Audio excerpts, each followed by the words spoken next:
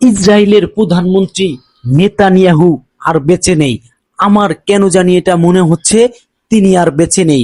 কারণটা হচ্ছে, এর আগে যখন ইরানের সাথে যুদ্ধ লেগেছিল তখন নেতানিয়াহু প্রায় প্রতিদিনই প্রেস ব্রিফিং করতেন, কিন্তু ইদানিং সময় দেখা যাচ্ছে ওনার কোনো প্রেস ব্রিফিং নেই।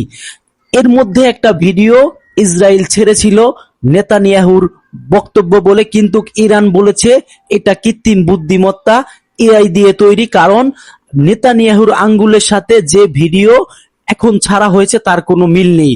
তো আসলে কি নেতানিয়াহু মারা গেছে? এটা আমারও কেন জানি মনে হচ্ছে যে নেতানিয়াহু মারা গেছে। এর আগে যে গুঞ্জন উঠেছিল নেতানিয়াহু মারা গেছে, তিনি তখনই মারা গেছে এমনটা আমার মনে হচ্ছে। আপনাদের কি মনে হয় একটু কমেন্ট বক্সে জানাবেন। ইরান কি তাহলে আসলেই খামেনি হত্যার প্রতিশোধ নিল? আপনারা অবশ্যই কমেন্টে জানাবেন। যদি ঘটনা সত্যি হয় আগে পরে তো আমরা জানতে পারবো। তবে আমার কেন জানি মনে হচ্ছে নেতানিয়াহু আর বেঁচে নেই।